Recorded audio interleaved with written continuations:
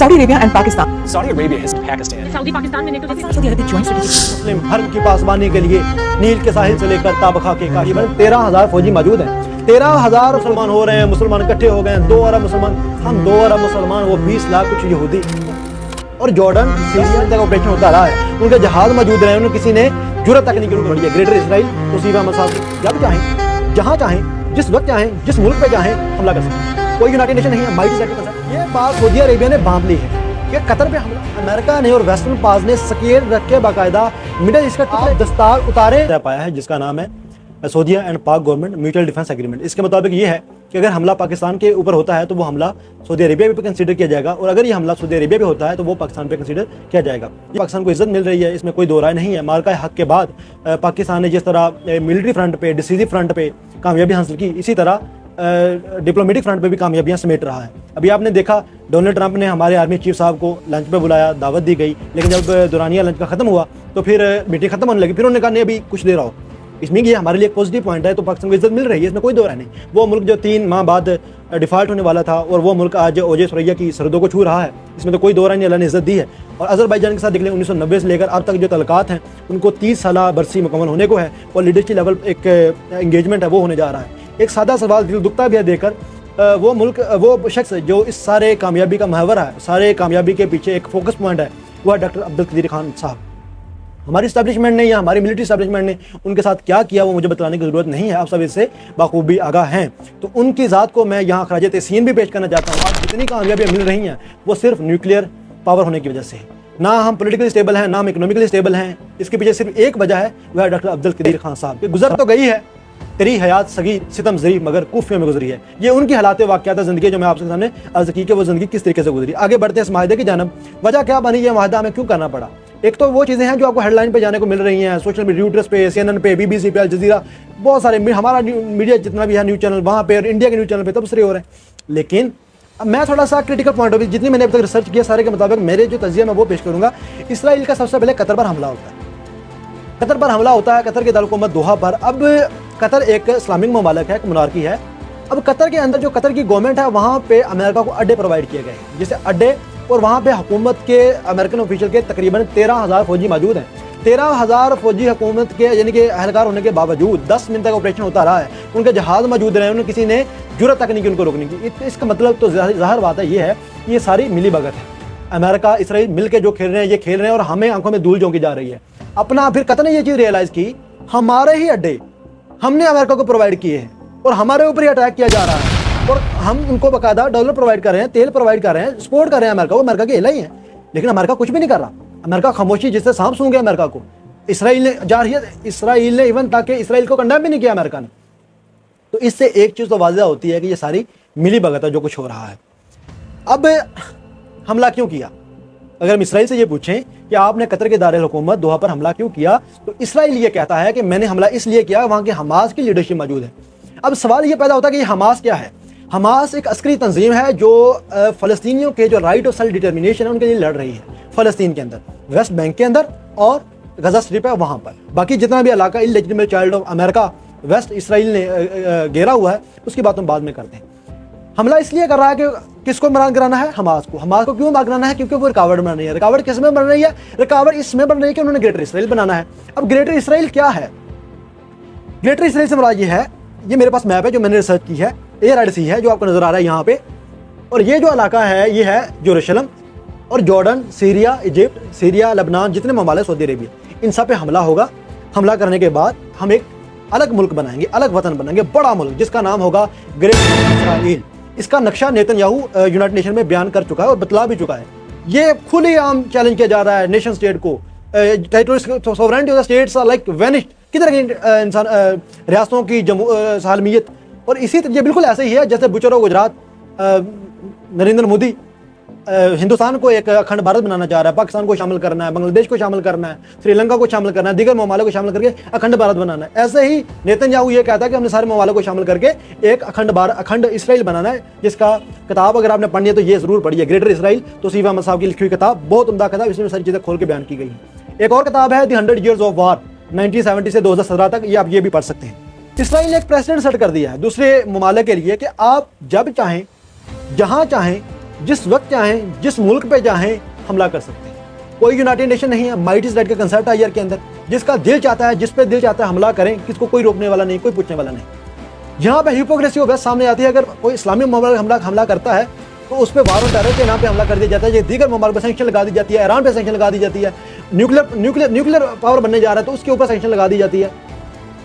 वैसे जो मर्जी करे, इसराइल जो मर्जी करे, उस पर कोई रोकथाम नहीं, कोई रोकथाम नहीं। सबसे ज़्यादा फ़ज़ाई अड्डे अगर मिडिल ईस्ट के अंदर हैं तो वो अमेरिका के हैं।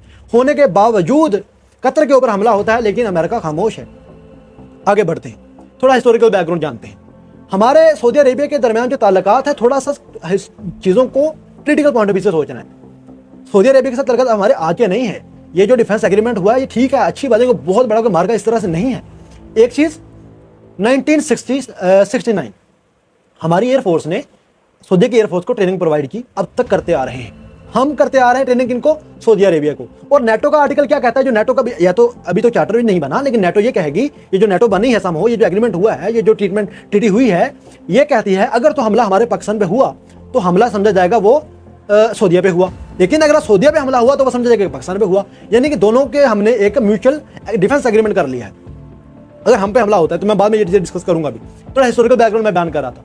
1979 को एक ग्रोह जब सऊदी अरेबिया पे अटैक करता है और वो ये बावर करवाता है अटैक करके कि हम नाउज़ुबिल्लाह इमाम मेहदी से हैं और मुकद्दस मकामात पर हमला हुआ, फिर उनको कंट्रोल करने के लिए सऊदी अरेबिया को वैसे याद नहीं आया, तब पाकिस्तान की जरूरत पड़ी। SSG special commando force Pakistan की, हमारे कमांडोज, हमारे नौजवान गए हैं जनरल ज़ियाउल हक की मौजूदगी में, और वहाँ पे जाकर उन्होंने ग्रैंड ऑपरेशन किया और अल्हम्दुलिल्लाह वहाँ पे कामयाबी समेटी है। 1990 में जब गल्फ वार स्टार्ट हुई, आप जानते होंगे 1990 में कुवैत पर इराक ने हमला किया, तब एक धुंधली सी लाइन दिखा के सैटेलाइट से तस्वीरें लेने के बाद सऊदी अरेबिया को यह बावर करवाया गया कि देखिए आप पर हमला होने वाला है, लिहाजा अमेरिका से मदद तलब की जाए। और अमेरिका से मदद तलब की गई ऑपरेशन डेजर्ट स्टॉर्म के जरिए से। तब अमेरिका ने मदद की, इंटरव्यू किया, तब पाकिस्तान से मदद दरियाफ्त नहीं की गई। अब की बात करते हैं, अब क्या होने जा रहा है। अब कुछ ममालिक, कुछ लोग, बहुत सारे लोग बटे हुए हैं, कुछ एक तरफ हैं, कुछ एक तरफ हैं। कुछ लोग ये कहते हैं कि ये एक इस्लामिक नेटो बन चुकी है। इसकी तरफ भी बाद में आता हूँ। पहले 1917 के अंदर आप जानते होंगे वर्ल्ड वार 1 के बाद ये सारा इलाका सल्तनत उस्मानिया के अंदर था। सल्तनत उस्मानिया जब टूटती है, टूटने के बाद ये जितने ममालिक हैं, UAE, कतर, इराक, ओमान, जितने सारे ममालिक, ये सारे सल्तनत उस्मानिया के अंदर थे। इसका हेडक्वार्टर तुर्की था, तुर्की, ठीक है जी। अब सल्तनत उस्मानिया का टूटने के बाद अमेरिका ने और वेस्टर्न पावर्स ने स्केल रख के बाकायदा मिडिल ईस्ट के टुकड़े किए हैं, और मिडिल ईस्ट को देखा है कि हमने किस रीजन को किस तरीके से कंट्रोल करना है और किस इलाके पे हमारी हुकूमत कैसे कैसे क्रिएट होगी। मोनोपोली उन्हीं की रहेगी, लेकिन अरब्स होंगे। अजना हमारा ये अरब पेनिनसुला है, अरब लीग्स हैं, अरब के लोग हैं या अरब लीडर्स हैं, इन्होंने ये बात तय की थी कि आप हमारे मोनार्कीज को प्रोटेक्ट करेंगे, आप हमारे सिक्योरिटी प्रोवाइड करेंगे, और हम बदले में आपको डॉलर भी प्रोवाइड करेंगे, ऑयल भी प्रोवाइड करेंगे। जैसा कि म्यूचुअल डिफेंस असिस्टेंस एग्रीमेंट 1951 का सऊदी अरेबिया के और USA के दरमियान हुआ था। ये ग्लोबल पॉलिटिक्स है। ये मैं बात ऐसे करता हूँ कि यहाँ पे कुछ भी हो सकता है, यहाँ पे पिलर्स हैं, खेले जाती हैं, गेम है। अभी आपने देखा कुछ माह पहले डोनाल्ड ट्रंप सऊदी अरेबिया में तशरीफ ला रहे हैं, रेड कारपेट बिछाए जा रहे हैं, औरतों की जुल्फें बखेरी जा रही हैं, इस्तकबाल किया जा रहा है, पुर्तगाल इस्तकबाल, अमेरिका का डोनाल्ड ट्रंप ही सब कुछ है। मिडिल ईस्ट की अंदर पॉलिसी बदल गई है। अभी देख रहे तो मिडिल ईस्ट की तरफ पॉलिसी हट के उसकी यूरोप की तरफ चली गई है। तो ये ग्लोबल पॉलिटिक्स है। इतना बहुत ज़्यादा हैरान होने की जरूरत नहीं है, इसको बहुत ज़्यादा नेटो बनाने की जरूरत नहीं है। अब आते हैं नेटो की जानब। तो ये जो मैंने एग्रीमेंट की बात की, म्यूचुअल डिफेंस असिस्टेंस एग्रीमेंट 1951, इसके मुताबिक ये था कि अगर हम पे हमला होता है तो यहाँ हमारे सॉवरेनिटी कहीं पे पामाल होती है तो हमारी जिम्मेदारी यहाँ हमारे जो डिफेंस प्रोवाइड करेगा वो अमेरिका करेगा। अब जो कतर पे हमला हुआ है, ये बात सऊदी अरेबिया ने भांप ली है कि कतर पे हमला हुआ है, सबसे ज़्यादा एयर बेसिस किसकी मौजूद हैं?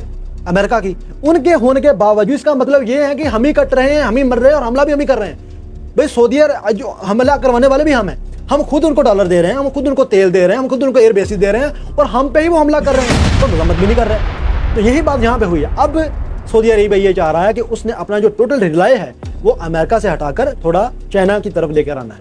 ये इसके अंदर एक इंपॉर्टेंट पॉइंट है। नेटो इस्लामी ममालिक की नेटो बन गई जी, ये नेटो नहीं है। नेटो एक नॉर्थ अटलांटिक ट्रीटी ऑर्गेनाइजेशन थी जो 1949 को सोवियत यूनियन को काउंटर करने के लिए बनी थी। ये वेस्टर्न डेमोक्रेसी ने अपना एक अलायंस फ्रेमवर्क बनाया था। उसके अंदर बाकायदा उसका अपना एक चार्टर था, उसके डिसीजन मेकिंग बॉडी थी, बाकायदा पार्लियामेंट थी, एक वसी थी जिसके अंदर टेक्नोलॉजिकल असिस्टेंस भी प्रोवाइड करना थी, इन्वेस्टमेंट एक दूसरे के अंदर ममालिक करते थे। लेकिन ऐसा ये नेटो नहीं है। ये नेटो बनने की तरफ एक कदम जरूर हो सकता है, अभी हमारे पाकिस्तान के डिफेंस मिनिस्टर ख्वाजा असद तो कह रहे थे कि जो भी बाकी ममालिक हैं, अरब लीग्स हैं या अरब के बाकी ममालिक हैं, बिलखसूस वो लोग जो अरब पेनिनसुला से बाहर हैं, जो मीना से बाहर हैं, middle east and north Africa country से जो बाहर के ममालिक हैं, वो भी कोशिश कर रहे हैं कि हम इसमें ऐड हो जाएं। तो अगर वो ऐड होते हैं फिर इसके ऊपर गौर किया जा सकता है कि नेटो बनने की तरफ कदम रवादवा है या नहीं, क्योंकि नेटो का बाकायदा आर्टिकल 5 क्लियर है, वो ये कहता है कि किसी एक मुल्क पर हमला तो सभी मुल्क पर हमला। तो ये नेटो इसलिए भी नहीं कहा जा सकता कि नेटो के अंदर टेक्नोलॉजिकल असिस्टेंस भी प्रोवाइड की जाती है, इकोनॉमिक कोऑपरेशन भी की जाती है, लेकिन हमारे यहाँ आप समझते हैं कि पाकिस्तान इकोनॉमिकली इतनी इस कंडीशन में है कि वो सऊदी अरेबिया को असिस्टेंस प्रोवाइड करेगा। सबसे ज़्यादा डिफेंस बजट इस वक्त अमेरिका का है, सेकंड नंबर पे रशिया का, चाइना का है, फिर रशिया का है, फिर सऊदी अरेबिया का था। और सऊदी अरेबिया जैसे मुल्क को हमने टेक्नोलॉजिकल असिस्टेंस जो वो प्रोवाइड करनी है, हम जो डिफेंसिव असिस्टेंस है वो तो बिल्कुल प्रोवाइड कर सकते हैं, इसकी भी आगे हम बात करते हैं। अब आते हैं क्रिटिकल पॉइंट ऑफ व्यू की तरफ। तो क्रिटिक क्या की जा रही है?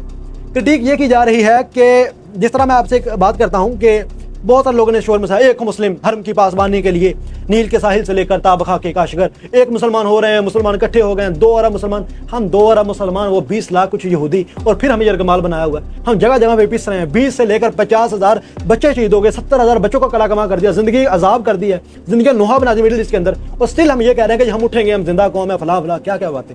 इसी के लिए मैं एक शेर डेडिकेट करना चाहता हूँ। आप दस्तार उतारें तो कोई फैसला हो, आप दस्तार उतारें तो कोई फैसला हो, लोग कहते हैं सर होते हैं दस्तारों में। अब इंपॉर्टेंट चीज ये है, एस्टेब्लिशमेंट बिलखसूस वेस्टर्न एस्टेब्लिशमेंट वो खामोश क्यों है?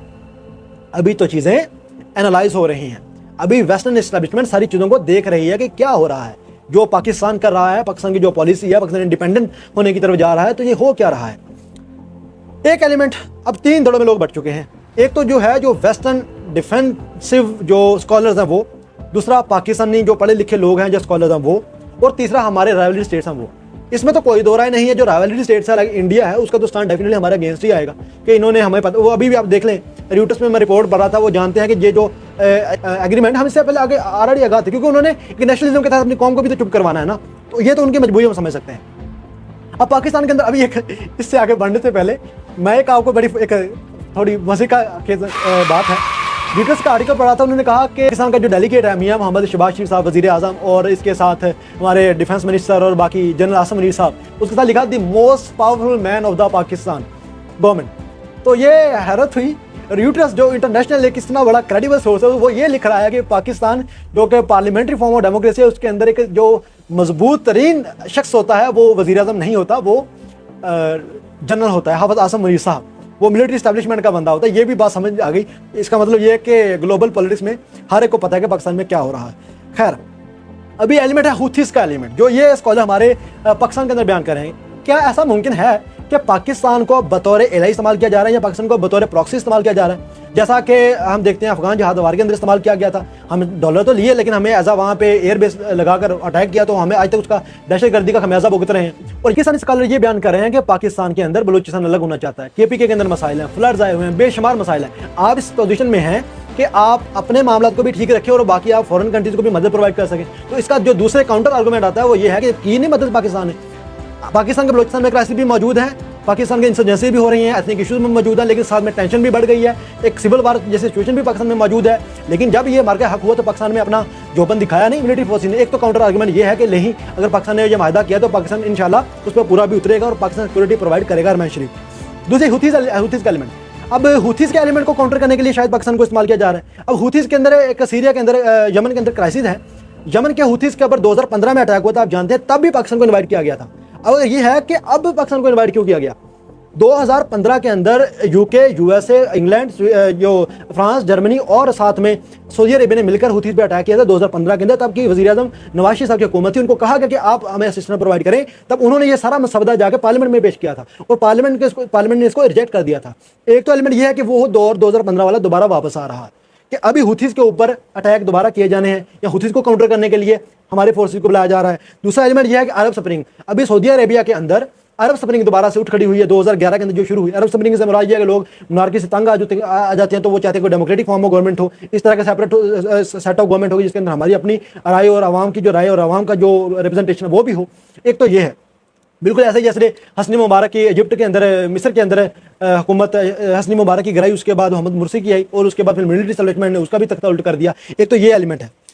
अब एक तो बात क्लियर है कि ग्लोबल वर्ल्ड ऑर्डर चेंज हो रहा है अब ना तो ये दुनिया यूनिपोलर रही है, ना दुनिया मल्टीपोलर रही है। अब दुनिया के अंदर एक नया ट्रांजिशनल वर्ल्ड ऑर्डर आ रहा है। दुनिया किस जानब जा रही है, कोई हतमी राय नहीं कायम की जा सकती। दुनिया चेंज हो रही है। अगर आप एक सिनेरियो लेते हैं, मैं एक सिनेरियो पे बात करता हूँ, बिलफर्ज हिंदुस्तान हम पे अटैक कर देता है, पाकिस्तान के ऊपर, पाकिस्तान तो खुद को अटैक भी कर लेगा, कन्फ्रंट भी कर लेगा, लेकिन सऊदीया इस पोजीशन में है कि वो पाकिस्तान को असिस्टेंस प्रोवाइड करे, कि वो पाकिस्तान को, हमने खुद, मैंने जिस तरह पहले किया 1969 के, हम बाकायदा खुद अपनी एयरफोर्स को ट्रेनिंग प्रोवाइड करें, तो वो गल्फ कंट्रीज इस पोजीशन में है कि वो हमें मिलिट्री सपोर्ट प्रोवाइड करे।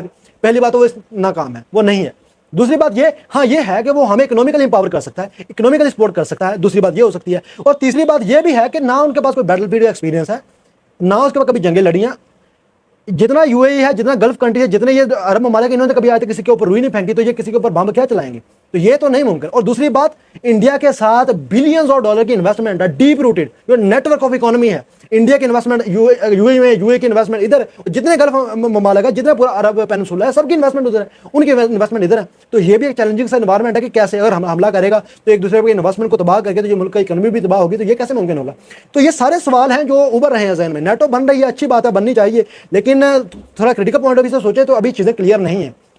एक अच्छी बात है, पाकिस्तान डिप्लोमेटिक फ्रंट पे कामयाबियां समेट रहा है, लेकिन ये चीज़ों को जहन में रखना चाहिए कि अगर मिडिल ईस्ट के अंदर कोई क्राइसिस बढ़ा तो क्या ऐसा हो सकता है कि हम वर्ल्ड वार 3 की तरफ जा रहे हैं, जैसे कि एक अलायंस बन रहा है, ग्लोबल शिफ्ट आ रहा है कि एक तरफ नेटो की ममालिक है, एक तरफ यूरोपियन कंट्रीज हैं, और एक तरफ हमारा एक अलग से जो अलायंस बने जा रहा है। तो आपकी क्या राय है, कमेंट सेक्शन में जरूर बताइएगा। जज़ाकल्लाह।